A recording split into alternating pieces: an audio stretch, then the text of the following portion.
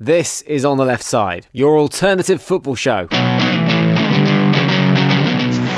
rueful shake of the head from Slaven Bilic, and Palace have turned this round. Hello there, I'm Jim. Thanks for coming back. Welcome to the funny side of football. We're about to wrap up the last few days of lovely footy in just a few minutes. But first, please make sure that you have subscribed to this podcast so you get all our future podcasts as soon as they are ready. It's free and it's easy and you'll never miss an episode. So welcome back, Premier League. I can't decide if I care less about the international break or the EFL Cup at the moment. Sorry, not the EFL Cup, the Carabao Cup.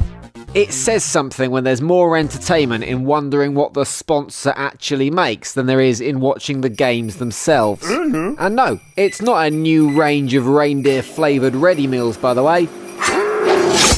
It's actually a Thai-made energy drink that it seems you can't buy in this country for love nor money. Presumably, they decided to sponsor the EFL Cup because you really need to down at least 6 of the buggers before you can even attempt to watch any of the match highlights. And I use the phrase highlights extremely cautiously.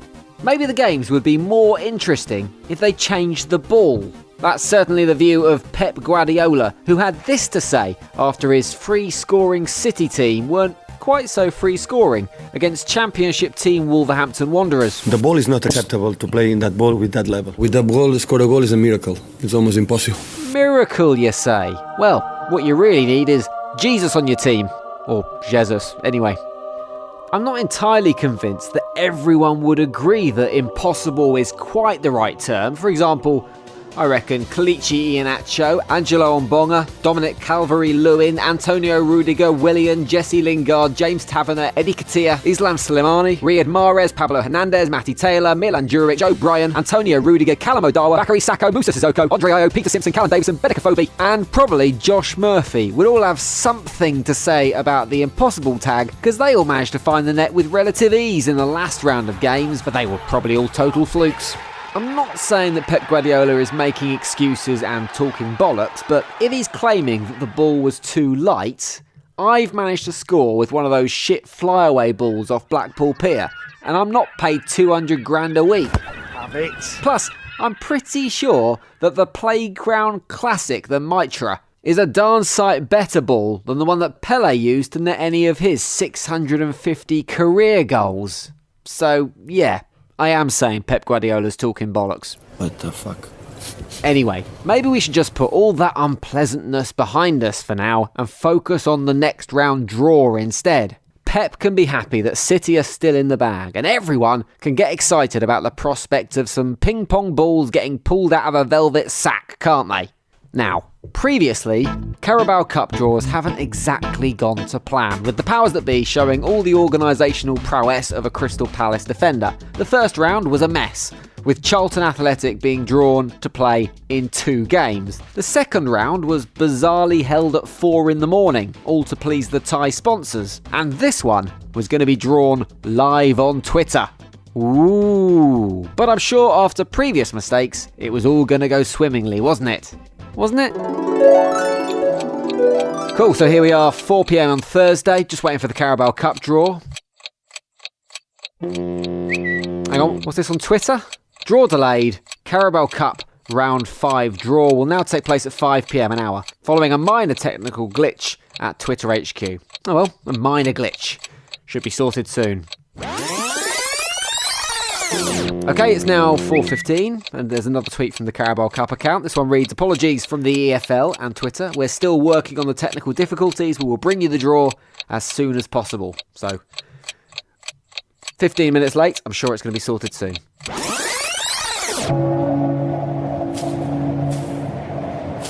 It's 5 p.m. now. What is going on? Where is the draw? Where's the bloody draw? I've been waiting for an hour. Where's the draw? A video. Finally, almost, 2 hours late? But here it is.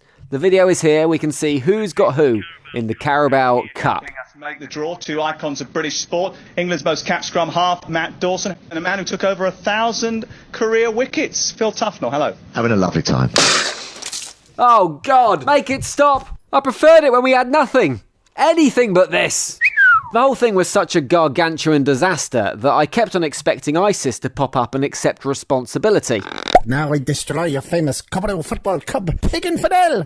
It's good to see that even as relative newcomers to the sport, Carabao are following the proud English footballing tradition of complete and utter ineptitude. Nice one, boys. If you didn't hate the competition before, you probably did at the end of waiting around 342 years to watch two men pick 16 balls from a bag in a pre-recorded video that suspiciously had the top 4 teams kept apart for the next round. In fact, everyone was completely pissed off with the whole thing. Everyone except Slaven Bilic. West Ham's manager has been given 2 games to save his job, and he pulled off a surprising 2-3 win over rivals Tottenham in the competition, not only giving Hammers faithful that unusual feeling of what it's like to win at Wembley, but also throwing the Croatian a lifeline to save his job. If you believe reports, Bilic's main problem and the reason he's going to be sacked by the West Ham board is because he's too nice to the players, and it is impossible for a highly paid professional footballer to motivate himself unless he's got someone constantly shouting obscenities at him and kicking Royal Dalton crockery across the dressing room. I just can't think of many other jobs where someone could get the sack for being too nice. Admiral Thompson,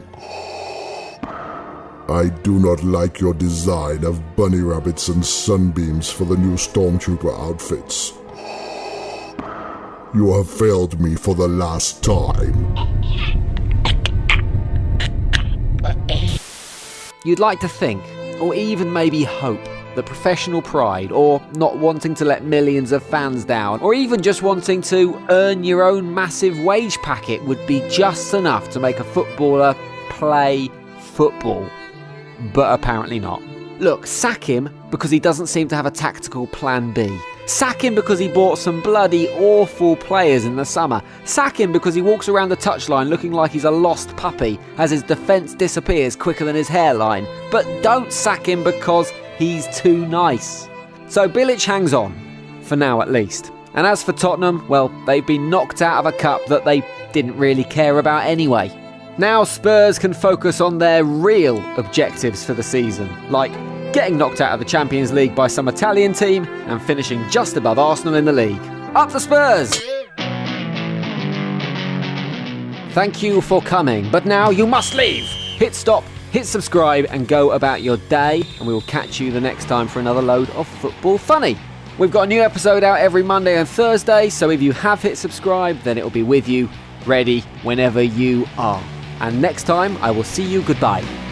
On the Left Side is written and produced by Ant McGinley and Jim Salveson for Abrupt Audio.